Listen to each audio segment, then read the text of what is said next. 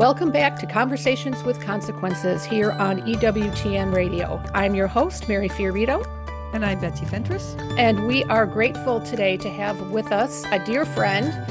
Many know him as the last standing pro-life Democrat in Congress, but we're fortunate to call him a friend, and that is former Congressman Dan Lipinski. Dan, welcome to the show. It's good to be with you. Well, you, for those around the country who may be on the other coasts and are not familiar with politics in the Midwest, Dan Lipinski is an American politician and political scientist who served for 8 terms as the U.S. representative for the 3rd Congressional District in Illinois. So he was a member of Congress from 2005 to 2021.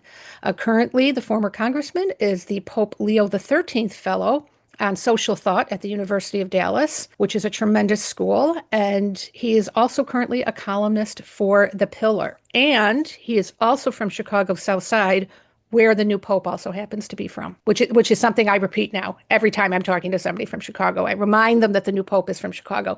So, Congressman Lipinski, we have been reading all your great pieces at The Pillar. I loved the one that you did called Learning to Love Pope Leo, because I'm embarrassed to admit I think I sent my husband the exact same text that you sent your lovely wife. Can you talk to us just a little bit about that piece and what motivated you to write it? Well, I started as a columnist for The Pillar. It's a new section of The Pillar. Started about 2 months ago, and so I'm writing every other week. And I thought nothing better to talk about than the new Pope Leo. And I had conversation with friends of mine who also were initially very, let me say, we're not excited at the selection of Pope Leo, just because of what we had heard about who was promoting him. And, that did raise some concerns. But I've, in the week after, right after he was chosen, things I started to learn about Pope Leo made me very, very optimistic. I'm always hopeful, but made me optimistic about what type of Pope he's going to be.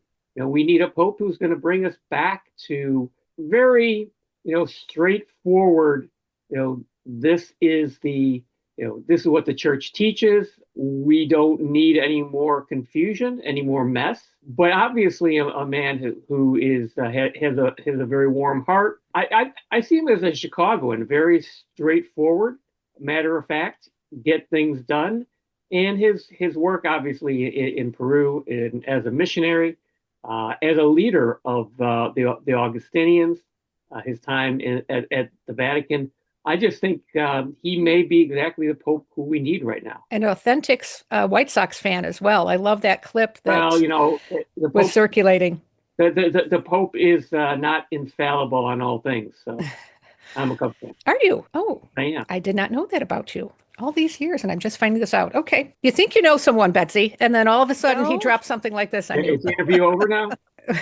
No, so, Betsy has a question. I do have a question. And you wrote a letter to Pope Francis. Can you tell us about that and about the response? Well, this was early in the papacy of Pope Francis, and he had given an interview in which he suggested that there's been too much focus on issues of abortion, other social issues by the church, and it was used against me. There's a very powerful pro-abortion group in Illinois that said, we bet Lipinski doesn't even listen to the Pope who told Catholics to back off of issues like abortion. And I just wrote a letter, and I did it very quietly. I never spoke about it publicly until I wrote this piece in First Things, just to let the Pope know how his words were being used in a very vile manner, certainly not the way that he intended them to be used, certainly something that would make him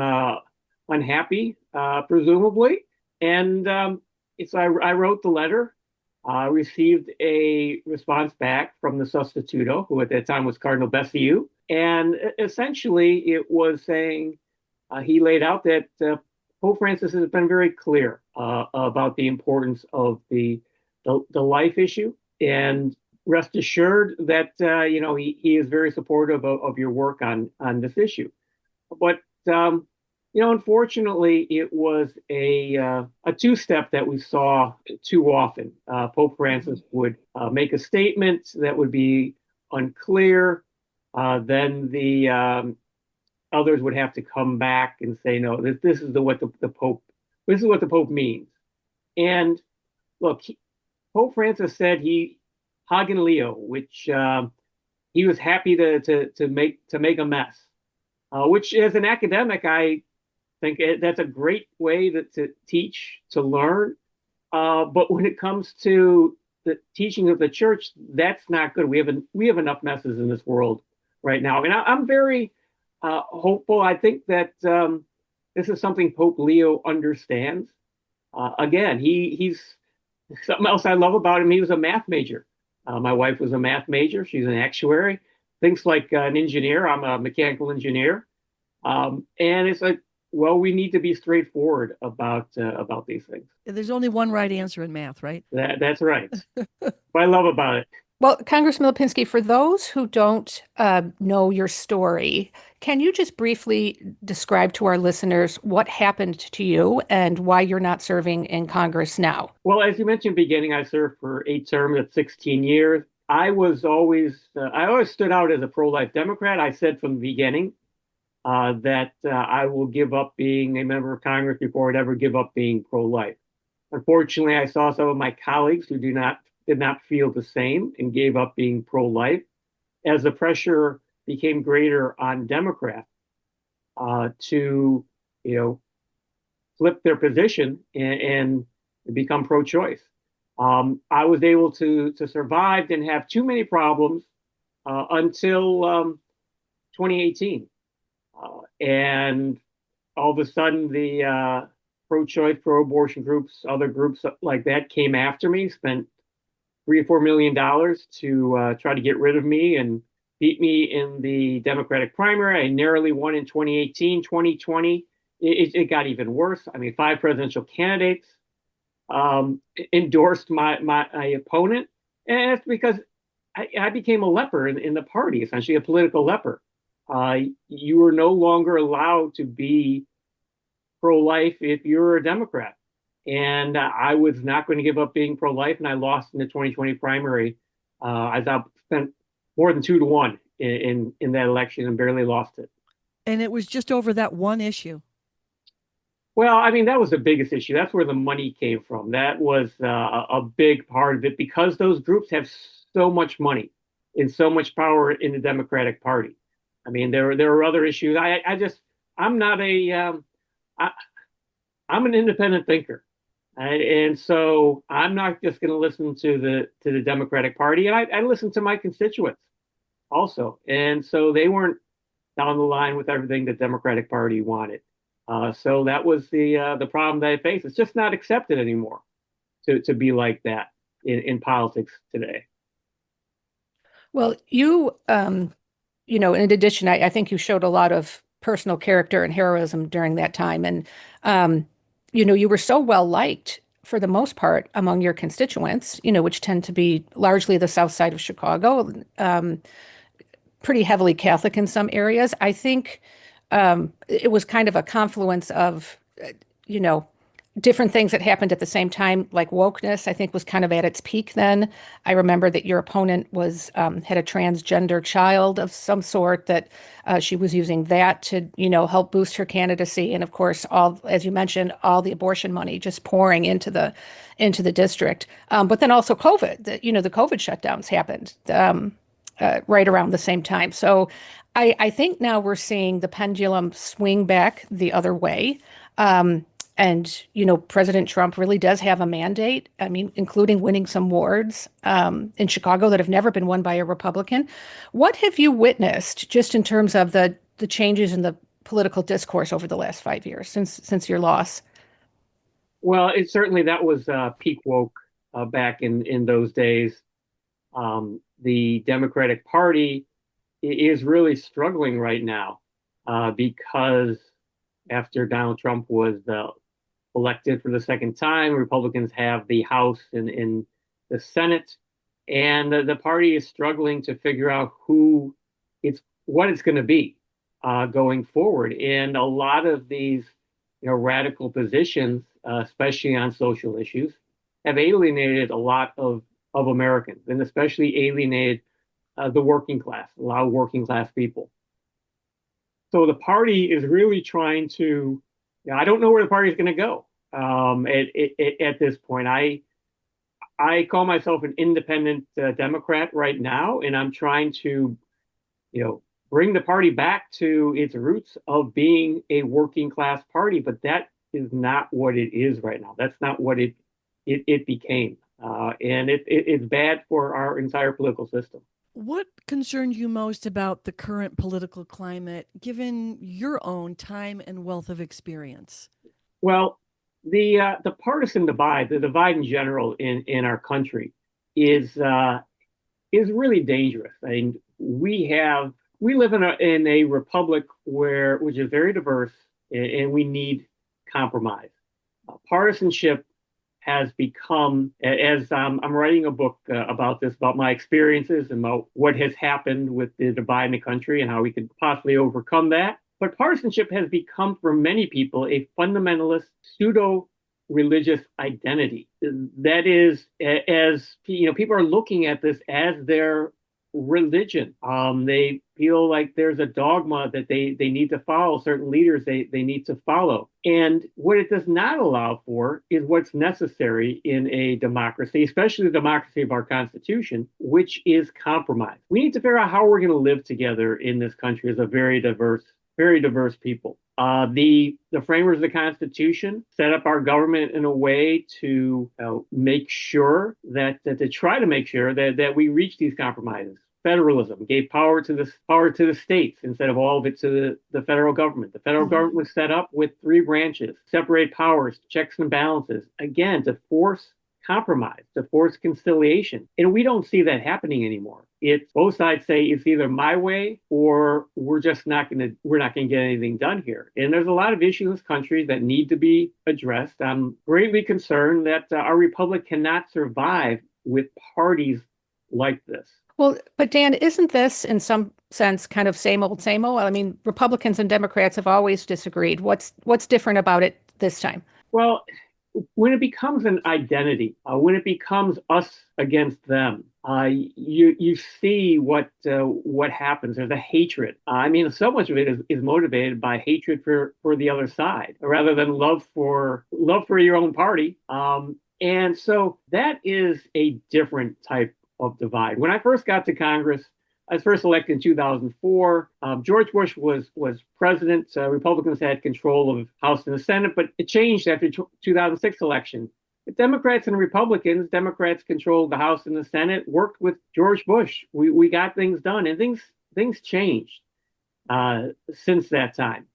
And there's a big change in the Republican Party after the 2008 election.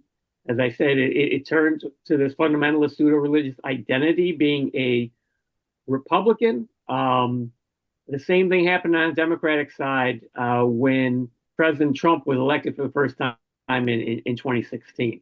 And so I'm gonna talk about exactly how these changes occur. It's not as simple as that, but that's generally the outlines of it. But we're just in a situation now where the two sides don't talk to each other, much less have debate in try to figure out some of these problems that our country faces.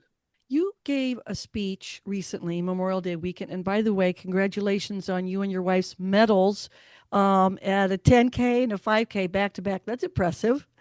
Where you said, quote, "It's not guaranteed what we have here in the United States. Our democratic republic is not guaranteed, and more people need to understand that."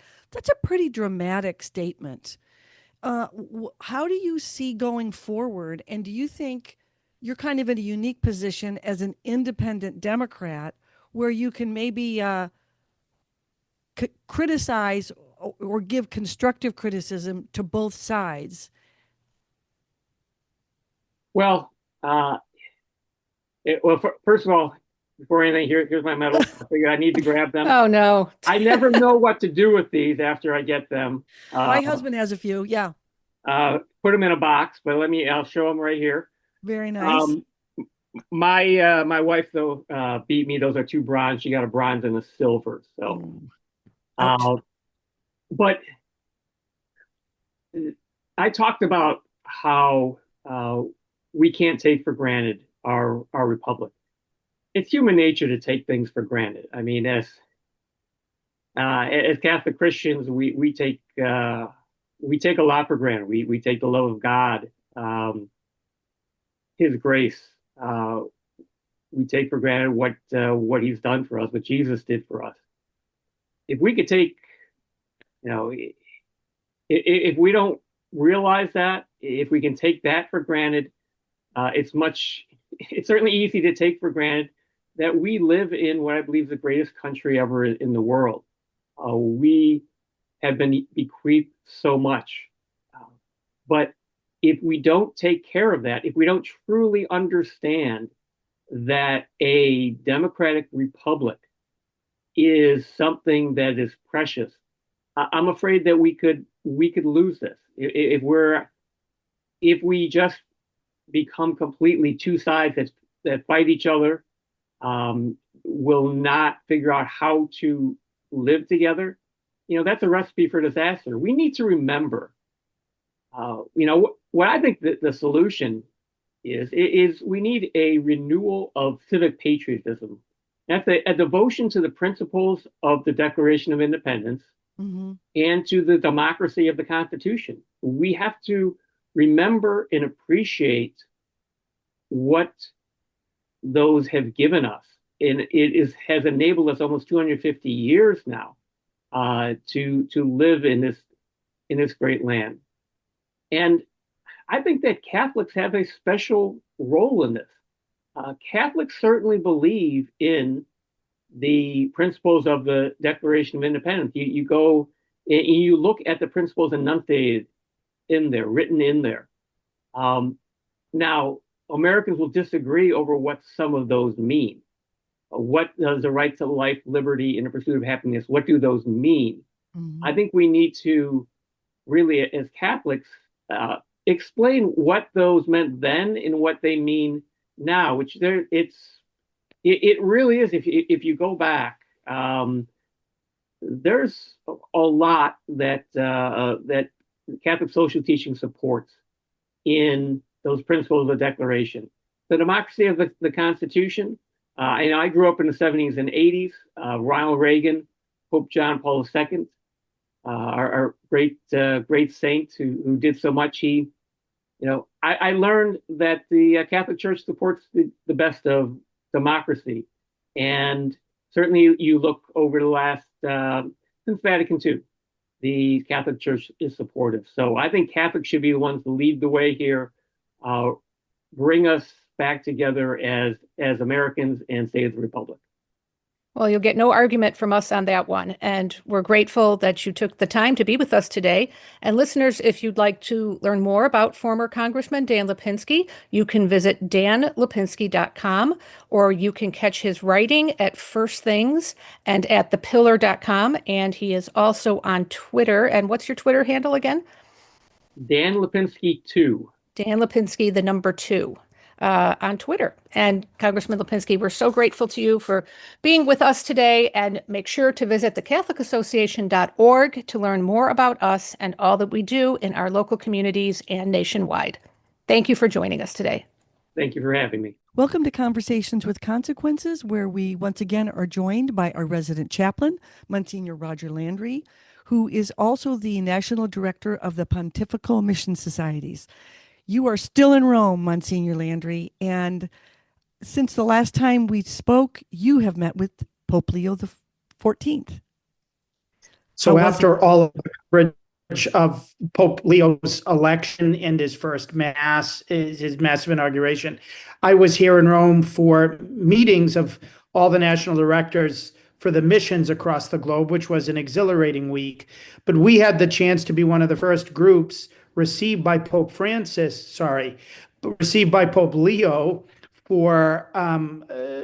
to encourage us in our work as leading the missions in our respective countries, and then likewise to encourage us to help all Catholics likewise grasp that they are missionaries by their baptism.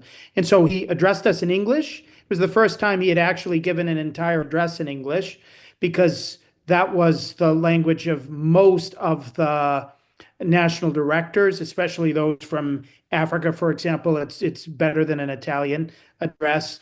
And then he stayed and greeted us all individually at the end of the meeting. So all of us had a chance, 20 to 30 seconds with the successor of St. Peter, to be able to receive his words, to give him some words, to ask for some prayer.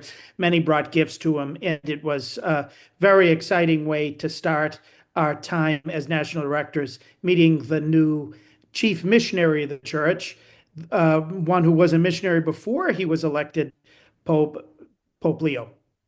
Well, I looked over the notes from last week, and you were hoping to talk to him about three things: to ask him to help you support his 1,124 missions, and to ask him about prayer.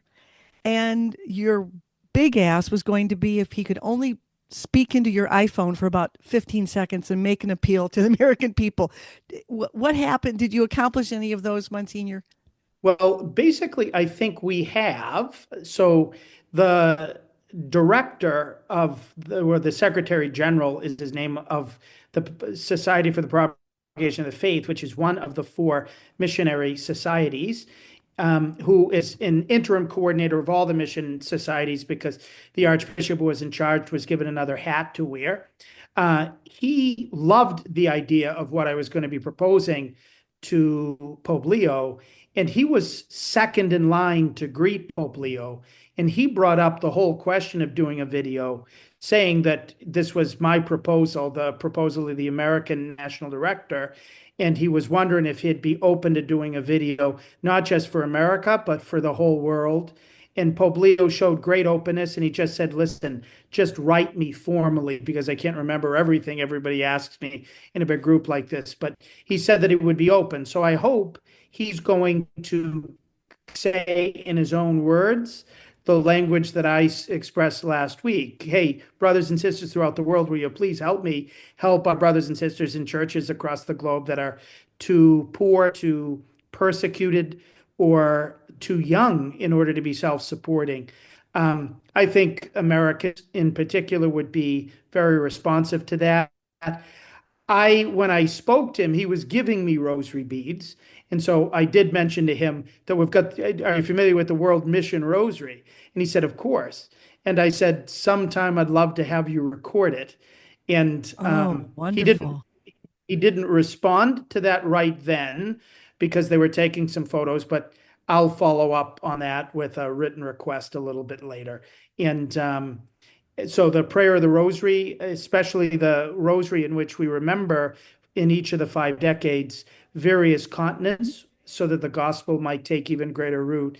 That was made by Fulton J. Sheen, my predecessor back in the 1950s. That is what I'd love to have Pope Leo's help on, but you can't ask him too many things at the same time. Otherwise, he says no simply because he doesn't want an extra 2,000 requests. Right. Monsignor Landry, I watched an interview that you gave in Rome, and I wanted to pull a quote and have you talk about it because I thought it was so inspiring.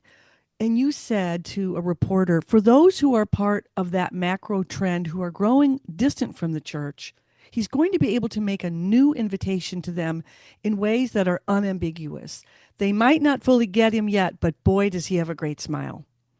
What do you think is particularly appealing about this macro trend of these people who have fallen away? So what I think is that was a quotation in which I was being asked what Pope Leo's message might be to Catholics in the U.S. Mm-hmm. And so I said that the macro trend, especially among young people, is this trend of the none of the above. But the micro trend is much greater zeal for the faith in day-to-day life. So the quotation that you said was about the macro trend, about people leaving. A lot of the times it's harder for them to hear the gospel if the gospel is accented, if they're not really fully understanding how somebody's speaking. And Pope Leo, despite his Chicago phonetics, as a Bostonian, we don't have accents. Everybody else has accents. But despite Pope Leo's Chicago phonetics. He speaks our language. He speaks from within our culture. And I think he's going to be able to be heard by people who might have easily dismissed as something outside of their experience, a direct appeal to consider the faith. And so that's what I was trying to get to there, that Pope Leo's understanding of the American mentality, both practicing Catholics as well as fallen away Catholics, as well as Protestants, as well as those of no religion in these various surveys. He's very familiar with that reality. And I just think he's going to be more effective at it than perhaps any pope we've ever had, because we're going to be able to hear him address us in an unambiguous way. And so that's what I'm very excited about. And many of the people, you've seen the sizes of the audiences that are coming, the fact that like we have a pope now celebrating Mass. Pope Francis was too sick at the end to celebrate the Masses himself, to be vigorous as he's coming on out in the audiences, riding around. Pope Francis heroically was in the Pope Mobile, but now Pope Leo is standing as he's going around. I mean, he's able to do it with far greater vigor. All of this, I think, is a wonderful time for our own faith to be reset and for people to start asking some of the bigger questions that Pope Leo is going to be able to give the answer of Jesus to in ways that people are going to be much more easily able to perceive. Well, thank you for taking time out of your busy schedule in Rome. And we look forward to more conversations about Pope Leo XIV and all the vim and vigor he's bringing into the church. Happy Solemnity of the Ascension to you and to all those listening to us either on Thursday or on Sunday, regardless of where they are in the country. So happy Ascension. Thanks, Monsignor Landry.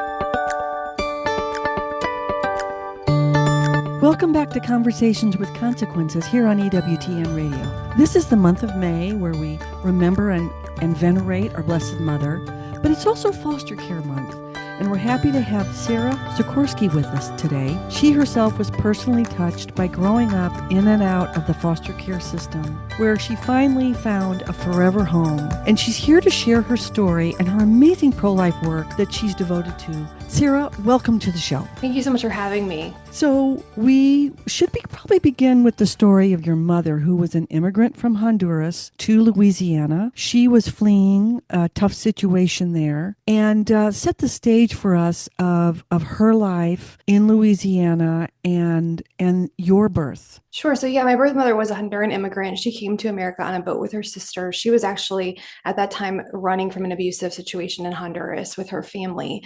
And as you know, when you come to America, there's a lot to learn, a lot of changes. And she was only a teenager at that time.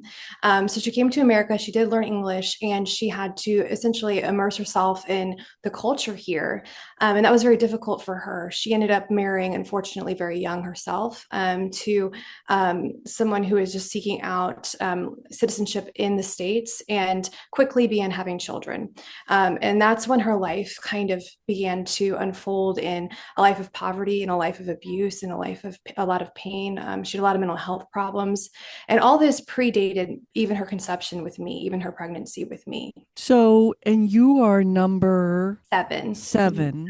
Yes. And so she had 6 children with her husband, and I guess she just figured that you were going to be too much for her to handle, because tell our listeners the circumstances, really the tragic circumstances that you've turned into a beautiful story of your birth. Yeah, so I just want to remind the listeners too that I have such great compassion for women like my mother, because she was just a woman who had a lot of suffering in her life. And one of the main things I always say is it was a luxury to know her and to share in her suffering in many ways. But she had actually 2 previous abortions in her past prior to her conception with me. Her conception with me was the result of an extramarital affair that she had had. She actually, the work she had in New Orleans, which is where she resided, was as a part-time maid. She was just kind of like jumping from house to house. cleaning homes. Mhm. And she met my biological father, who was a physician, kind of promising her all the security she was looking for, all the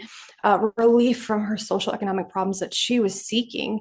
But unfortunately, upon finding out of her pregnancy, he abandoned the scene. And she had, like I said, 2 previous abortions. So statistically speaking, we know that women who choose abortion once are just much more likely to choose it again. Right. And that's exactly what she did. She was referred to Dr. Akpalabi in New Orleans, who ran a health center here, I say in quotes. And she was told that he was a cheap doctor who helped women like her, women who were minority women and women who were struggling economically, who were poor. And he performed what is known as an induction style abortion with me at 26 and a half weeks.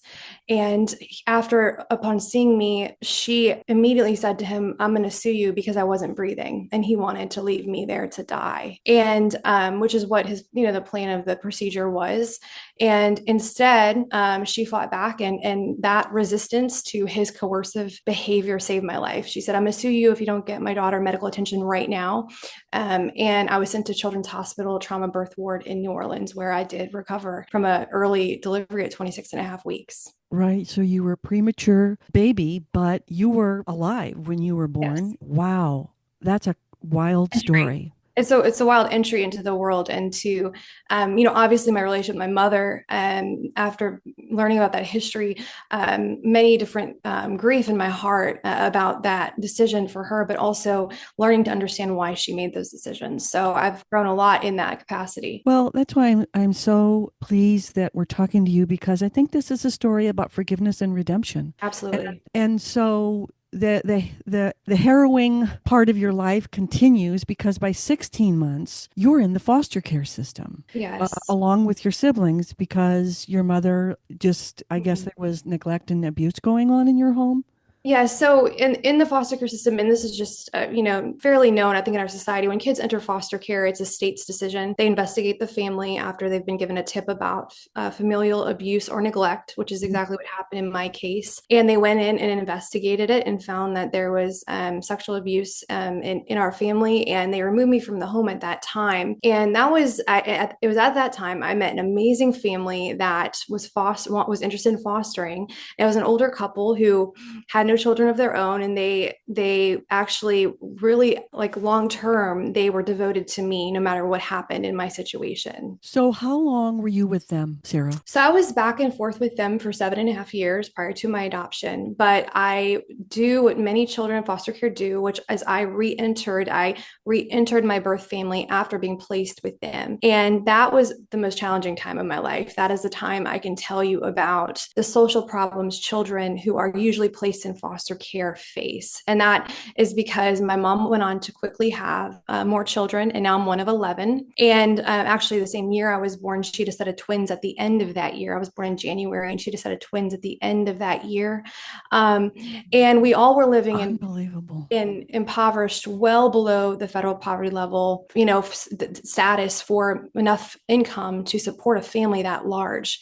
And unfortunately, many of my memories with my birth family are ones of abuse and neglect and trauma, because she was unable to care for us. She also had mental health issues throughout her life, which were certainly worsened from the abuse she had experienced from her husband and from other individuals in our home. So it's really interesting, because there must have been something really deep inside of your mother that that wanted to be a mother and wanted to have a lot of children, even though clearly she had trouble caring for them. I mean, I think you said that when we were talking that you all ate insects because there wasn't enough food. Yeah. So, my earliest memories in my home, and they're just filled with such grief and sadness to me today, because the way we lived is not a way any child should ever live, right?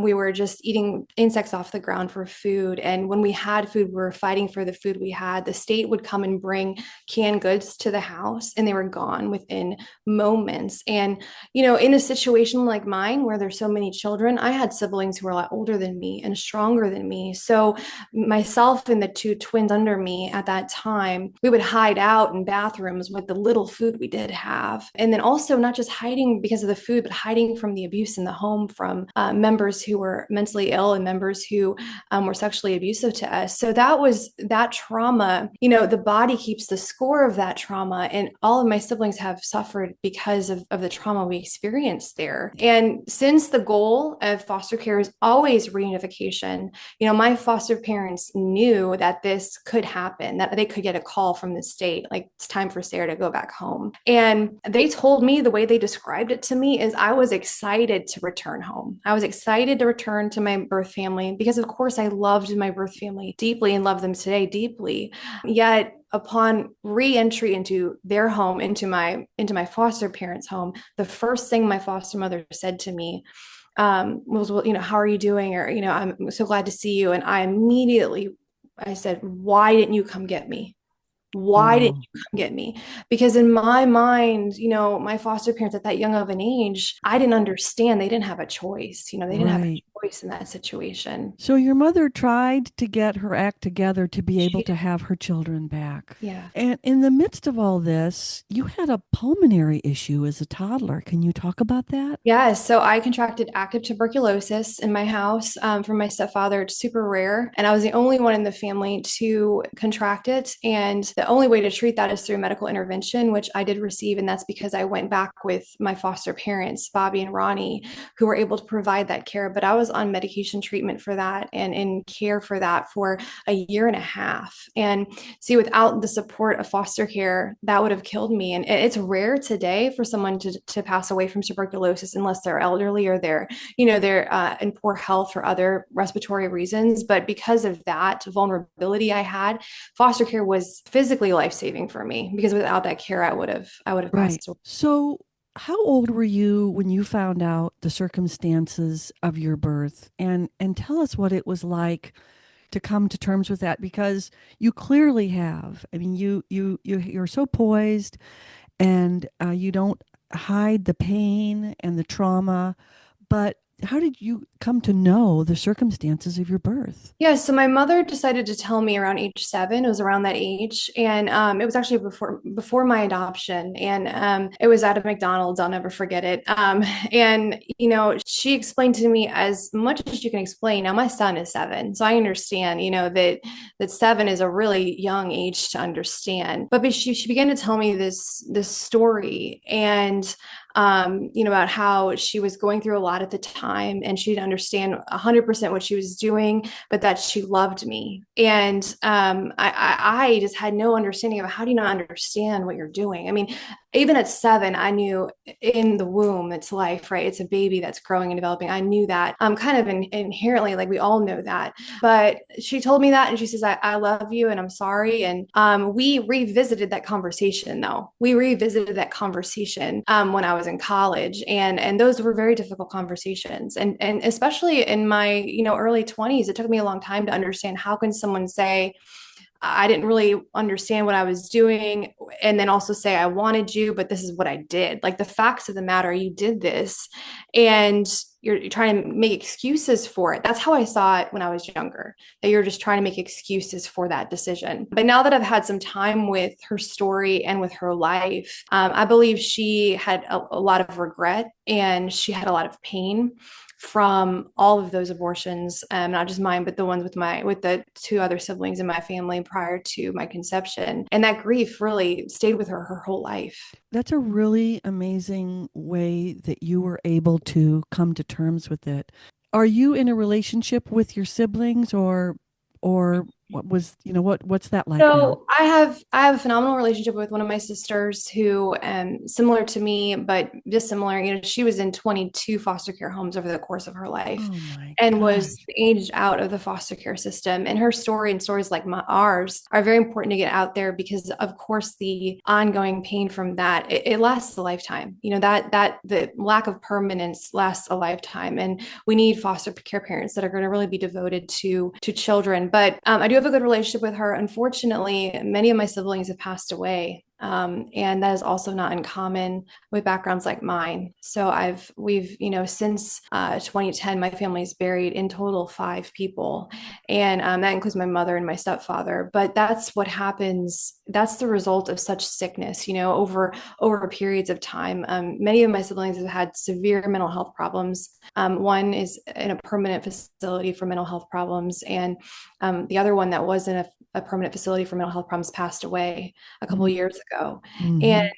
And this kind of suffering and this kind of pain, children need help with, they need support with. And I was just fortunate enough by God's mercy and grace to receive the gift of foster care in that capacity. So I'm glad you brought up God and his mercy and grace.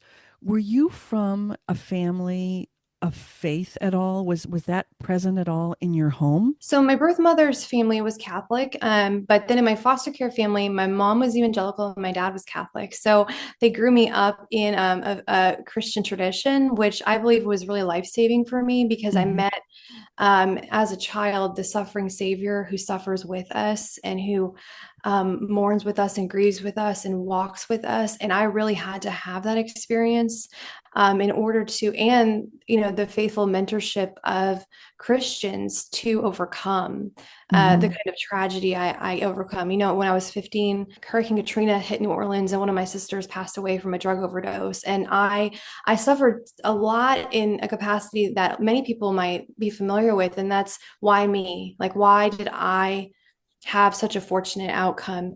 And all I can say, it was God's mercy and grace, but it also was the work of foster care and adoption. It was the work of Christians just showing up for modern day orphans. That's what it was, that call to do that. That's pure and true religion, right? To care for the orphan and the fatherless. And that's what I received. So you go through college and then you tell us about your adult life. You reconcile with your mother. Were you ever estranged from your mother? No. After my adoption, I did see my mother, and we had visits and things like that. The end of her life was very difficult because it was very sudden. She passed away in 2010 when I was in college, actually.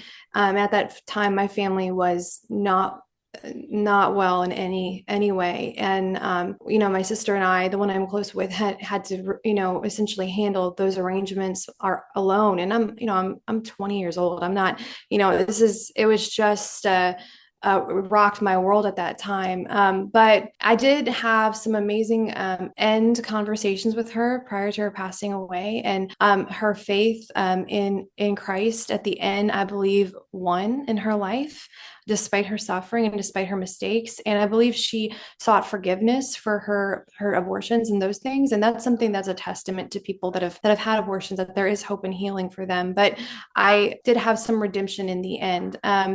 I can't say I saw that redemption when I was burying her in the ground, though. I didn't see that when, I entered her apartment. I remember entering her apartment at 20 and looking that the way she lived was exactly the same as how I lived as a child. She had not escaped that life of poverty and that life of suffering. And I looked at God and I said, why did this happen? Why, I was hoping myself personally that at some point in my later adult life, I could come alongside her and help her, Right. that was what I wished for. That's what I prayed for. So of course it's devastating when that didn't happen the way I thought it would. And do you think that your mental health, being healthy, do you attribute that to the foster care parents that you had versus your siblings who struggled with the mental illness? Yeah, I think it's a combination, like everything in life. I think with some of my siblings, they did have a propensity, and we all have had a propensity toward mental health problems. I struggled with extreme depression and anxiety for many, many years, and I still do today. But my foster care parents were unique in that they had this sole focus of whatever's best for Sarah. And I think that some of my siblings they also entered the system older, which it's harder the longer a child is in a traumatic environment to heal from those things.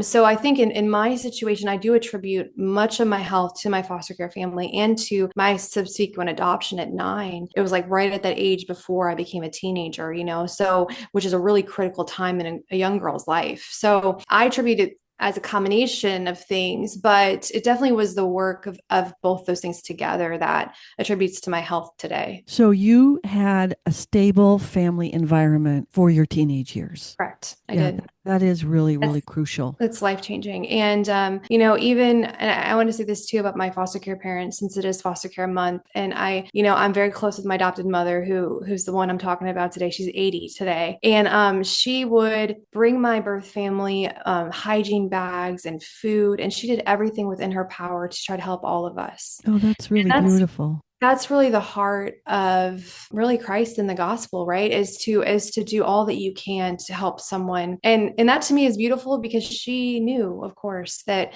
if my mom did improve and get better, she would lose me as her daughter. She would lose the ability to care for me. But she didn't look at that. She looked at, I need to help this woman and this girl, this child in this family. She threw birthday parties for my siblings. She did all kinds of things to try to reach out to all of them. Of course, within limitations, she could not.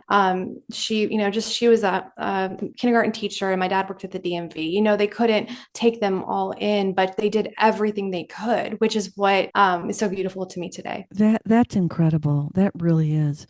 So once you became an adult, did you immediately think, I want to be in the pro-life movement? Tell us that path. Yes, absolutely not. In a sense, I think what it was I was still grieving and healing when I got right out of college, because like I said, my mother had just passed away. I always had the desire to share my story in a public way, but I didn't have enough impetus. As a teenager, I had different experiences that led me toward the movement as a whole. Like one experience I went to Wichita, Kansas when George Tiller was there, and he's a late-term abortion physician, and he had a full crematorium on his grounds. And I remember sitting there with my adopted mom with her pro-life sign, and she was peacefully praying, and I had some dirt on my paper, and I'm like, Mom, what's this dirt on my paper? And she said, that's not dirt, Sarah. That's the ashes from the babies that pass away in this facility, that die from these abortions. And that was that at age 11. Remember, this is a couple of years after my adoption. That was a moment in time where I realized how close I was to becoming just a pile of ashes. And I believe in my heart, I committed to God to be involved in the pro-life movement. But as I got older, I would go back and forth. I would because it's so personal. It's so personal. Yes. And that's very challenging to share. So when did you start wanting to tell your story, wanting to talk about resilience and redemption? How did that come about? I would say when I was in college, I was a communications major in college, and I began to realize that I really felt inclined to writing and speaking, and I love those things. And I knew that the Lord really had a purpose for my story, that He wanted to share with others the gift I was given through foster care adoption, through pro-life advocacy, both through sidewalk counselors, through all the things that pro-life ministries do. I saw that He wanted to use my story in that capacity. So I pursued communication studies in college and graduated in 2012. And then I was offered a position at that time with Louisiana Right to Life. And that was in 2012 or 13. And I haven't left the pro-life movement ever since. So in college, did you ever tell any of your peers your story? Did Yes. you ever say, I was left on the table of an abortionist? Yes. And my mom decided, that she actually did want me to live. Yes, I did. I did share it. And I did share it even, younger. I would go to, when I was in high school, I shared it on a panel at Louisiana State University. I shared at different points in my journey, to a degree where I had enough healing to talk about it. Or in the capacity that I had enough healing to talk about it. But in college, my peers definitely knew, and they knew that was something I was really passionate about, is the pro-life work and caring for women that are in need. So I think a lot of my teachers at that time knew I might end up pursuing pro-life ministry long term. Did you feel like anyone maybe changed their mind or got a different perspective? Like, here this girl is in front of me who, by all, rights, shouldn't be born if everybody had their way. And absolutely. Absolutely. Can you tell us any instances you remember where you're having this conversation and you tell them what happened and they have some kind of epiphany where they understand the reality of what happens when a 20 6-week-old person is allowed to be born. Now, you have to remember, I went to a Christian-based school, so most of them were pro-life. But the arguments I did hear that I, even in college, even in a Christian-based setting, was, well, we have all these children in foster care, and because of that, women need options. I even heard that in a Christian setting, and I think that was one of the hardest ones for me personally to address, because at that time, that hurt me. It was, you're saying essentially that I shouldn't be here because I suffered in my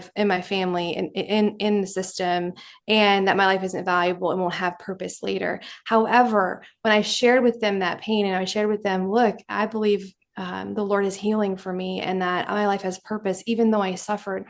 I don't believe in a philosophy of, if you're destined to suffer, you should be destined to die, which is what the abortion industry and that believes in. And I believe that strengthened that from someone who has suffered, right? Someone that has said, no, I did suffer after my mother's abortion, and in the system I suffered, but there was such beauty that came from that, and such purpose that came from that. It was that part of the story that got to them, that made them think about their pro-abortion leanings or positions. And are you someone who advocates really strongly for the foster care system now? And because it kind of gets a bad rap.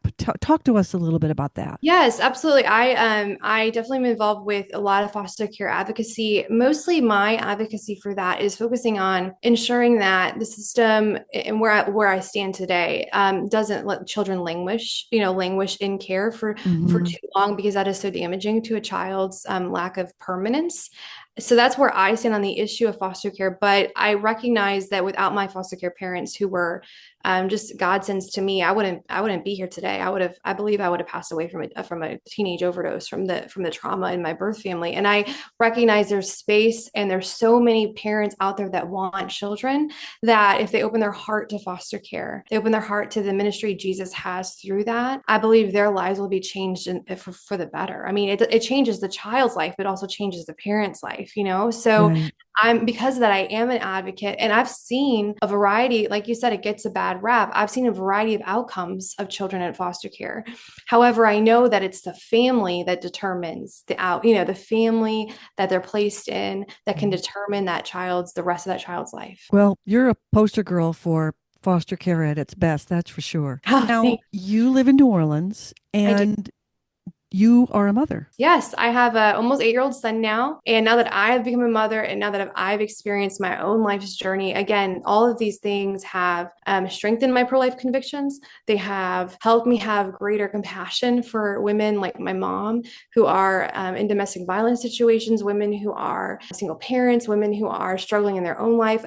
Becoming a mother has changed how I view all of it, because I see the sacrifice moms make, the work it takes to raise a child, and those sort of things. So I'm very blessed in that way. I always call my son the love of my life I didn't know I needed. So I'm very blessed. But you can't go through having a child and without having a strengthening of your pro-life convictions. And so what more do you think people can do to help those in the foster care system?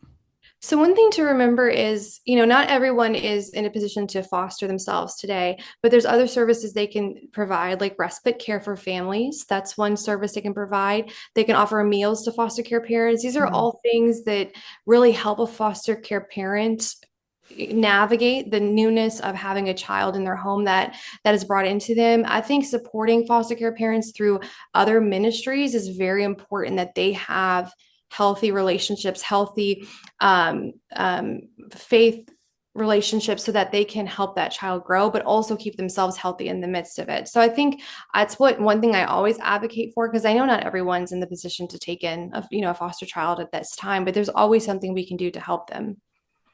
Well, this is a beautiful story that I hope everyone listens to and takes to heart.